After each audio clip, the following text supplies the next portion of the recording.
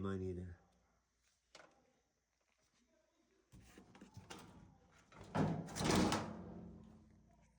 You do a video, it's all voiced over anyways.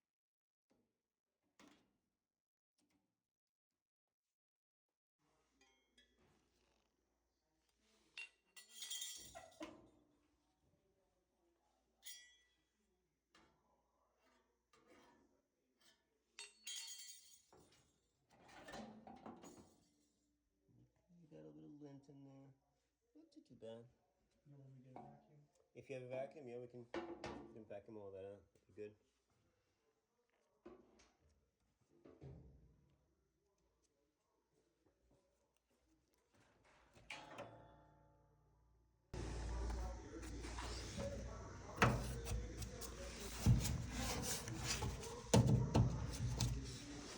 No, maybe I just get the one. I got one in the car.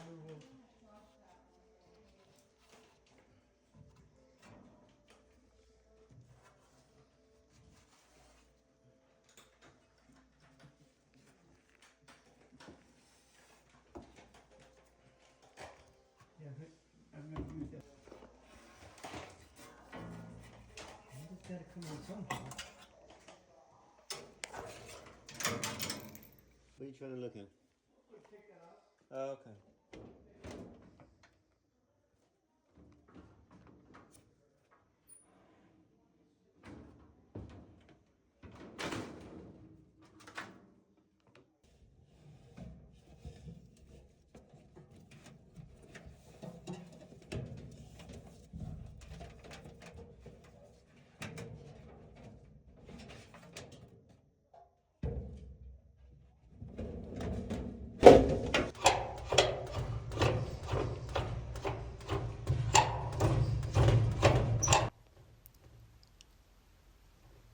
Also, guys, do not use any lubricant or oils. Now, these are sintered metal, so they're actually self-lubricating. Under extreme temperature, they actually self-lubricate themselves. So do not add anything to them. All you're going to do is cause them to bind up and damage the roller or rollers. So don't do anything, just clean them. If you do need to clean them, you can remove the keepers on the end of the shaft, and you can use WD-40 to clean them, wipe them well, and put them back on if they're not worn out or damaged. All right, I do have other videos on cleaning the roller wheels and idler, but the idler, a lot of times, once they start to squeak, you need to replace them because they are in fact the hardest working roller. It takes a lot of wear because it does all the work, especially when it comes to moving the load. All right.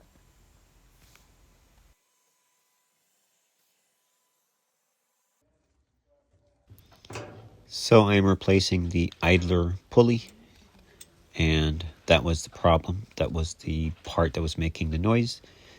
In fact, the idler is the hardest working pulley on a dryer, so be mindful of that.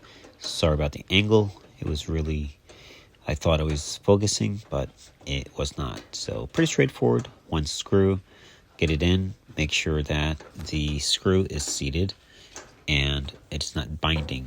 You should be able to move it smoothly. If it's not being able to be moved nice and smooth, then take it back off and reposition it. All right, pretty straightforward though. One more thing to note, guys, do not add oil to the idler or the pulleys. It is horrible to do. What happens, oil and lint, they do not mix and will actually cause binding. Do not do it. They're all self-lubricated. Just clean them. If you have to, you can remove them. Clean them well with a good cloth or paper towel. You can use WD-40 as the agent to clean, but wipe it back off if you want to do your maintenance. All right, so this part is also very important.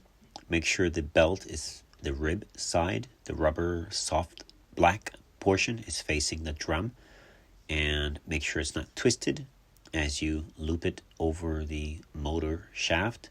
So pay attention to those things. And then before you actually button up, we're going to rotate the drum manually, and that's very important because it basically makes the pulley and everybody rotating together so that you don't twist or get that belt off when you put it back together. So do these things and it'll save you from wasting your time.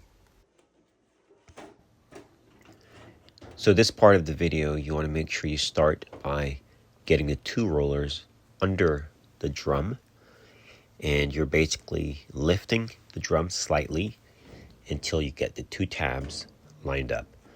You have to do that before you can lift and go over the tab to put your screws in.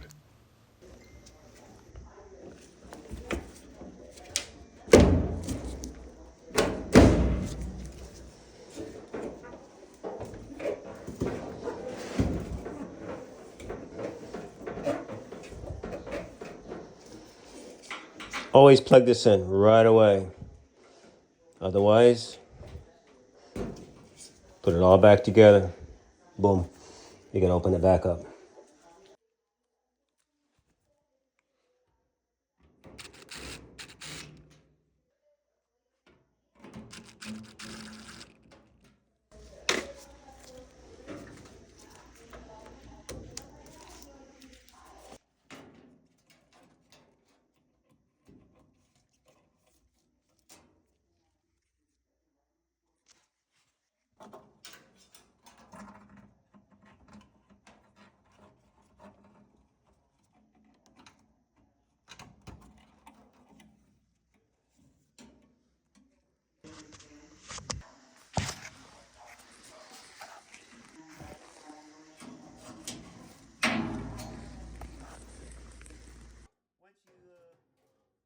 Once you have a little idea, it's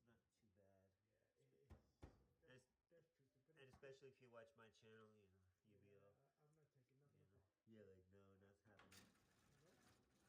Better safe than sorry, though. Plus, your wife might beat you up. You messed something up. You're good at whooping behinds.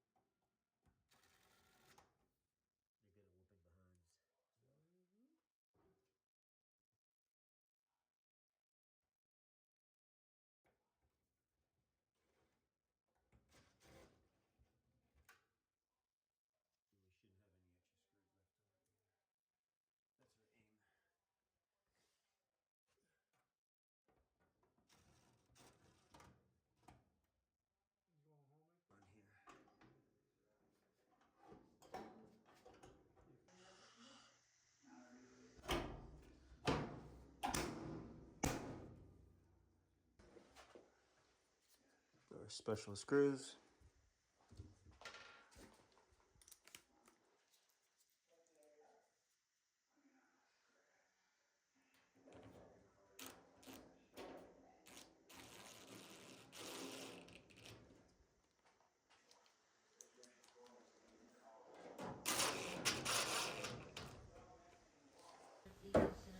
All right, so this part we're going to be lifting again, the back, pulling the back forward towards the front, and then pushing it back. Beautiful.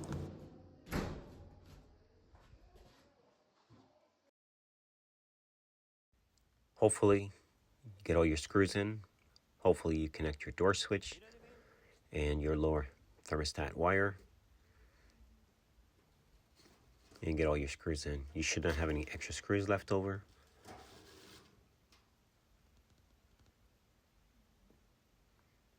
Plug your machine in, slide it back, and it should be nice and quiet. All right, guys, thanks for watching.